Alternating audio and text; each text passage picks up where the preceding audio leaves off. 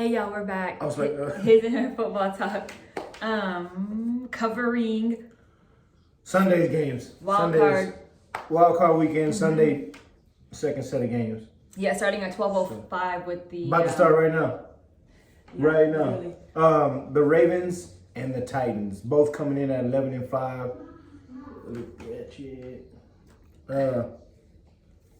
Man, this right here, I think, is going to be the game. It should have been the primetime game. I don't know how you open up Wild Card Weekend on a Sunday with this game. It's probably going to be the best game of the day. It should be. Like I said, I really wish it would have been in the primetime. But the road team is 4-0 postseason matchup history.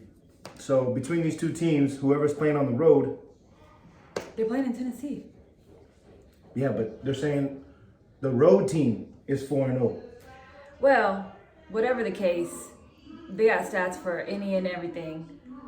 And that means Lamar Jackson is going to have to play his game. He's going to have to play his game to keep this matchup history rolling.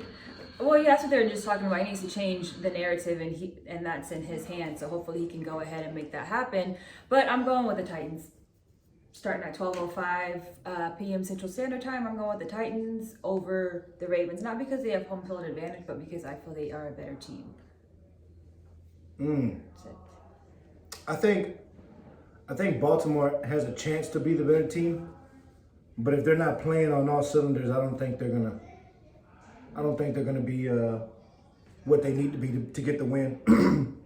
I like both teams, and since you called the Titans, I'm gonna go with the Ravens. Lamar Jackson needs a win. He hasn't got a win in the playoffs yet. He needs one, and this is to shut up all the critics and this and that and blah blah blah. But not only that, but just from last year, right when this happened, or the last time that they played, or last year, whenever it was, when Tennessee was doing all kinds of stuff on the middle of the field. Jim Harbaugh didn't like it. Came out. They had the controversy, all this other stuff. But that just goes to show you what this rivalry looks like between these two teams.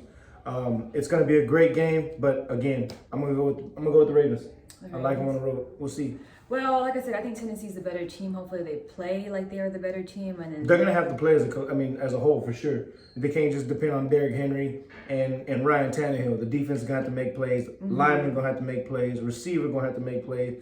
Everybody's gonna have to make plays to be able to get this win because it ain't gonna be given by the team. I can tell you that right now. Yeah, I would think that they watched enough film and done enough, what they needed to do to make sure that they're quick enough, that the defense is quick enough for the Ravens offense. Well, it's chess now. You know what I mean? So it's a chess type of the year now. So I mean, the film, the hot reads, the check downs, all that stuff. I mean, it's going to be a huge factor because you don't want any missed opportunities. So but. Yeah. You got the Ravens? I'm taking the Ravens. She's taking the Titans. We're going to see how it goes, 12-5. All right. Let's see. The 3:40, it's going to be the Bears. Chicago at the Bears in New Orleans. Well, mind you, Bears are 8-8. They snuck in there. The Saints are 12-4. Been off in there. I think hands down New Orleans should take this ball game. Now, they have not, I don't know if all their running backs are back yet. I don't know how that situation played out. At last game, they didn't have none. Because of Alvin Kamara having COVID, all the rest of their running backs, they work as a group, they had to sit out too. So, Taysom Hill was, working in and out. Drew Brees, had a great game. It didn't seem like having any running backs was a problem to him. But again, I don't know if they're going to be back this game or not. Now, if they are, great. If they aren't, it's going to provide some pressure for Brees for sure. A lot more this game than it was the last game. You can put it like that. The Bears defense. It's been the Bears defense. Khalil Mack is still the leader of that defense. I think he obviously knows what time of the season it is. He's going to have a big game. Defensively, they're going to have a big game because we already know what the Saints can do on offense as a whole. Yeah, I think this game is similar to the Tampa and Washington game.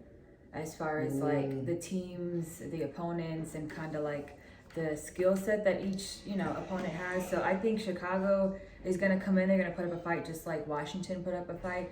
But at the end of the day, just like the Bucks took it because they're just more experienced. Like overall, like it's just in them to win at least a game like this. And so that's why I'm choosing the Saints. And they've lost 6 straight games versus New Orleans playing them. So, I mean, Chicago's last win over New Orleans was week 15 of 2008. Right. So, I mean, if that doesn't say something right there alone, I mean, well, we're just going to have to see how it goes. So you got the Saints? I'm taking the Saints. All right. The last game? 7:15, prime time. This is the prime time. Why it's the prime time, I have no idea. Well, they just played too, so the Browns at the Steelers. Yep. I think it's going to be a great matchup. This is prime time, and 23-2-1. Roethlisberger is against Cleveland. Yeah, but this is a different Cleveland team. You know what I mean? This isn't the Cleveland team that he faced even 2 Many years moons ago. No, yeah, it's definitely a new team. It's definitely a stronger team, smarter team. But it also has COVID. So, with that being said, no Steven Stefanski, no other head coach. Another position coach, he's out. Few more of the players are out, still ain't back. So, I mean, your head coach is not on your sideline. That right there is enough said. I mean, he's got his fingers dipped in I don't know how many pots and pans, as far as for that organization. But when he's not there on your sideline as your leader, it's rough. It's rough. But it's just going to have to, put the pressure on these other guys to be able to make sure that they step up, do their jobs, take care of what they got to, take care of, and then go from there. But I know, I know it's going to be rough for them. But and as bad as it sounds, just because, the COVID and all that stuff, I got to take Pittsburgh, man. It's just playing smart. But, I mean, what can you do? So you got Pittsburgh? Pittsburgh. And they're at Pittsburgh. Mm-hmm. Maybe Big Ben can pull it out one last time. Mm-hmm. It sounds like him, Breeze, Rivers. This was all like their last. I think if the Steelers can be able to force Baker to throw the ball, I think in this weather, I think in Pittsburgh, I think in this time of the season, I don't know if Baker can handle the pressure. Okay. I don't know if he can. So we're gonna see. He's done great thus far. He has. The last few games, he's done great thus far. So I mean, don't get me wrong, he's a great player. I'm rooting for him, but just on the smarter end of things, I think I'm gonna go with Pittsburgh for sure. You're going Pittsburgh? So. Well, I feel like I should go for the Browns. I was gonna choose the Steelers. It'd be a nice win for the Browns. I mean, hell, Stefanski's not on the sideline. I mean, to say, hey, yeah, we got this playoff victory without our head coach on the sideline. Right. That's saying something. But then again, I mean, you're in Pittsburgh. Thankfully for the Browns, they don't have that terrible towel waving because Right. But they are gonna have a tough time, I think. So it'll be a good game. But I'm taking Pittsburgh. Okay. Well, I guess I'll just take the Browns. To the Browns. All right.